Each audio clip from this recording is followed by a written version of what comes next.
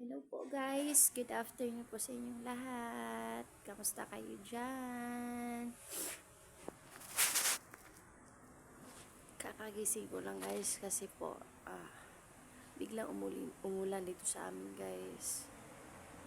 So ayun, ako nakatulog ako.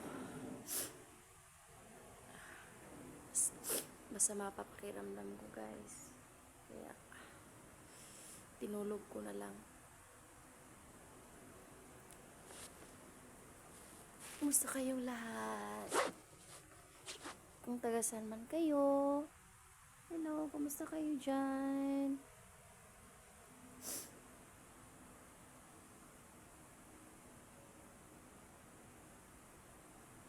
Kumusta kayo? Okay lang ba kayo dyan? Linggo bukas guys.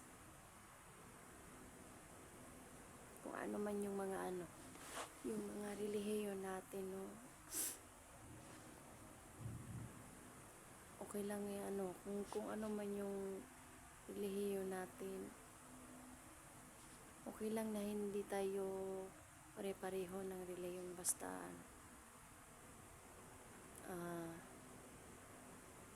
tayo sa Diyos, yung taimtim yung pagdadasal natin, diringgin ng Diyos yung hinihiling natin sa Kanya, no? Hindi basihan kung anong relihiyon yung anong meron sa atin ngayon. Ang importante yung relasyon natin sa Kanya, no? So hindi din po na palagi ka pong magsimba every Sunday. Basta palagi mo siyang tinatawag, minuto-minuto, oras-oras. Nandyan siya talaga para sa'yo. Kahapon nga lang, hindi ko akalain na uulan. Sobrang init ito sa amin, straight na po. Mga ilang, I think,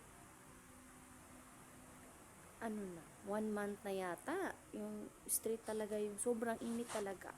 Yung parang kung para sa akin po, kung lalabas ka ng bahay, parang maluluto ka sa sobrang init. Pero kahapon lang, no, napakabuti talaga ni Jesus kasi kahapon pinaulan niya dito sa amin, sobrang lakas talaga. Yung nakaano talaga siya doon sa sa lupa. Sobrang talagang lakas ng ulan kahapon, tapos ngayon pa ang lakas pa. So gaano ka ang Diyos, gaano ka ang tawag doon, gaano kabuti ang Diyos sa atin.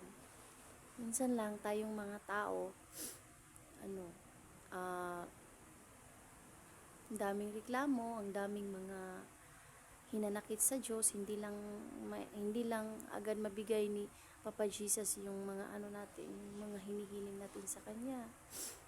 Bigla na tayong magagalit. Wag, kapatid, wag guys, hindi tayo magagalit. Wala tayong karapatan magalit, okay?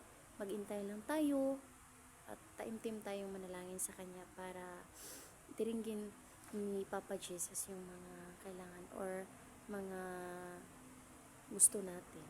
Okay? So, yun. Happy Sunday everyone. Salamat po sa pakikinig.